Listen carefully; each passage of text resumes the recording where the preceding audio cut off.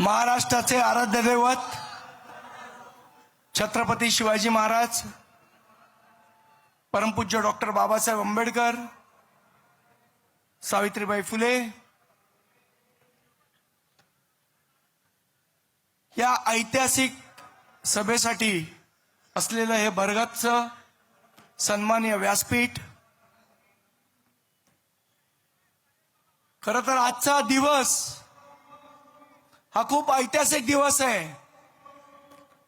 2 ठाकरे बंधूंची सभा या शिवतीर्थावर होते आणि माझ्यासारख्या एका सामान्य महाराष्ट्र सैनिकाला इथे भाषण करण्याची संधी मिळते। माझ्यासाठी खरं तर हा खूप भाग्याचा दिवस आहे।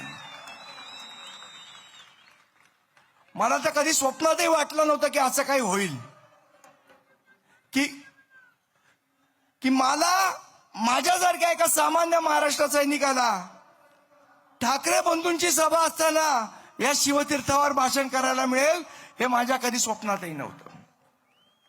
मी माझं खरोखर भाग्य समजतो। अनेक दिवसापासून बरेच लोक बऱ्याच गोष्टी बोलतायत, ठाकरे ब्रँड संपला, ठाकरे ब्रँड संपला। मला त्यांना एक सांगायचं आहे आणि माझं हे स्पष्ट मत आहे, ठाकरे ब्रँड नाही, ठाकरे हा विचार आहे आणि विचार कधी संपत नसतो। तुमचा आहे ना, तुमचा गुजरातचा तो ब्रँड आहे, आमचा विचार आहे। कोलगेट वापरून कंटाळा आलेले लोक पेप्सोडंट वापरतात। 10 वर्ष झाली आहे तुम्हाला वापरून कंटाळा आलाय, आता लोक चेंज करणार आहेत तुम्हाला, हे ब्रँडनी लक्षात ठेवायचं आणि तो ब्रँड चेंज करायला आमचाच विचार कामी येणार आहे, हे पण लक्षात ठेवायचं।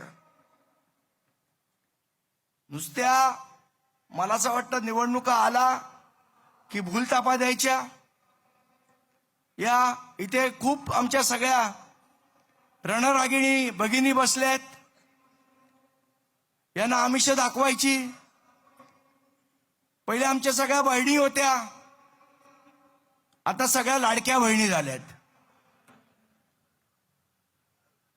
आणि मग 1500 रुपयाचं आमिष दाखवायचं किंवा आम्ही 1500 रुपये तुमच्या अकाउंटला टाकतो, तुम्ही आम्हाला मतदान करा।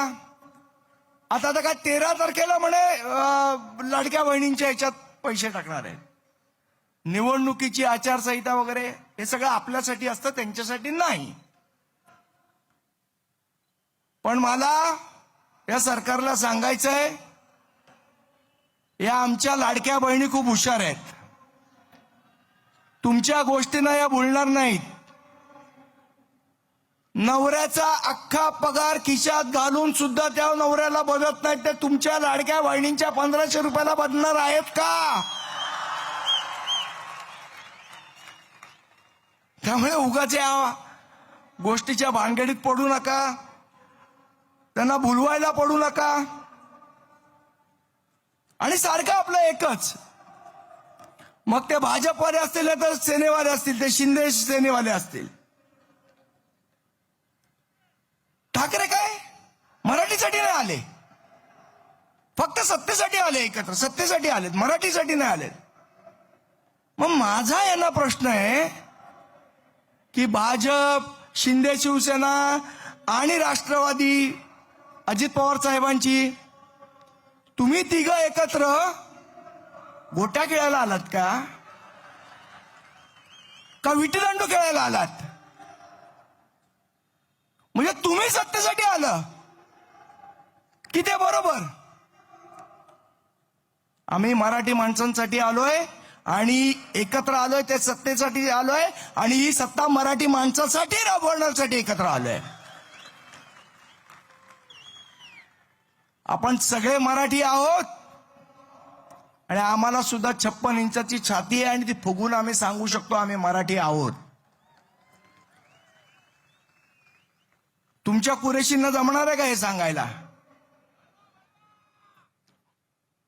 त्यामुळे उगीच नसत्या गोष्टी आम्हाला सांगू नका, आम्हाला शिकवू नका. यावेळची निवडणूक ही खरं तर थोडीशी वेगळी निवडणूक आहे. दरवेळेला जेव्हा महानगरपालिकेची निवडणूक असते त्यावेळेला आपण अनेक विषयांवर, अनेक मुद्द्यांवर चर्चा करत असतो. मग रस्त्याची चर्चा असेल, वॉटर डिस्ट्रीब्युशन, पाणी वाटप याची चर्चा असेल, मननिस्सारण वाहिनीच्या संदर्भातली चर्चा असेल, आरोग्याची चर्चा असेल, प्राथमिक शिक्षणाची चर्चा असेल. पण यावेळची निवडणूक वेगळी आहे. या सगळ्या प्रश्नांबरोबर यावेळची निवडणूक ही मराठी माणसाच्या अस्मितेची लढाई आहे. यावेळची निवडणूक ही मराठी या परप्रांतीयांनी मिळून तिथे ममदानीनं महापौर केलं. जर आपण असेच गाफील राहिलो तर आपल्याला नुसते सांगतायत मुंबई शहर काही मराठी नाही, ते आता कॉस्मोपॉलिटियन आहे. उद्या हीच परिस्थिती मुंबई शहरावर उडवल्याशिवाय राहणार नाही. काल परवा ते अण्णा मलई लुंगी डान्स करत मुंबईत आलेले. त्या लुंगी डान्सवाल्यांनी काय सांगितलं, मुंबई महाराष्ट्राची नाही, मुंबई म्हणे आंतरराष्ट्रीय सिटी आहे, महाराष्ट्राची काही संबंध नाही. मला त्या लुंगी डान्सवाल्यांना सांगायचंय, इथे येऊन वाटेल ते बोलू नका, आता हटाव लुंगी आणि बजाव पुंगी करून परत पाठवू तुम्हाला. इथे येऊन शहाणपणा नाही शिकवायचा आम्हाला. तुमच्या चेन्नईत बोलाल का हे? मराठी माणसाला गृहीत धरण्याचा प्रयत्न हा कोणीही करू नये. आज ही महानगरपालिकेची निवडणूक लढवत असताना मराठी अस्मितेचा विषय तर आहेच, पण गेल्या 3 वर्षात ज्या पद्धतीने या बृहन्मुंबई महानगरपालिकेमधले नगरसेवक नसल्यामुळे ज्या पद्धतीचं ओरबाडणं चालू आहे त्याचं उत्तर आपल्याला मताद्वारे ह्या गोष्टीमध्ये द्यायचंय, या महानगरपालिकेच्या निवडणुकीत द्यायचंय. आज माझी सन्माननीय राजसाहेब आणि सन्माननीय उद्धवसाहेब दोघांना विनंती आहे. मी महानगरपालिकेत 2012 ते 2017 नगरसेवक म्हणून काम केलंय. साहेब, आज महानगरपालिकेची अत्यंत दयनीय अवस्था आहे. आज नुसत्या कंत्राटी कामगारांनी महानगरपालिका भरत चाललेले आहेत. माझी विनंती आहे, जर तुम्ही सत्ता आल्यानंतर जर एक निर्णय घेतलात तर आमच्या महाराष्ट्रातल्या मुंबईमधल्या जवळजवळ 1.5 लाख लोकांना महानगरपालिकेत रोजगार मिळू शकतो आणि ते तुम्ही देऊ शकता. आणि याची आकडेवारी सन्माननीय मोदी साहेब बसले सांगितलं तसं 2 कोटीचे रोजगार तसे नाहीत.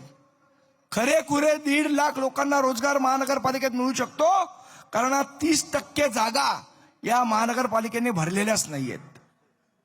आणि त्या जर भरल्या तर वर्षाला 1 लाख लोकांना रोजगार आपल्याला देता येईल. त्यामुळे माझी विनंती आहे की आपण त्या प्रकारचा निर्णय घ्यावा. आणि मला खात्री आहे आमचे दोन्ही सन्माननीय नेते तो निर्णय घेतील. आज महानगरपालिकेच्या बीएसटीची अवस्था अतिशय वाईट झालेली आहे. आमचे महानगरपालिकेचे जे बीएसटीचे जे मराठी कामगार आहेत, आज त्यांना प्रॉव्हिडंट फंड मिळत नाहीये, त्यांची उरलेली थकबाकी मिळत नाहीये. त्यामुळे माझी विनंती आहे की बीएसटी सारखा अख्खी संस्था ही महानगरपालिकेत मर्ज करावी, जेणेकरून आमच्या मराठी माणसाचे जे कामगार आहेत त्यांना न्याय मिळेल तिथे मध्ये.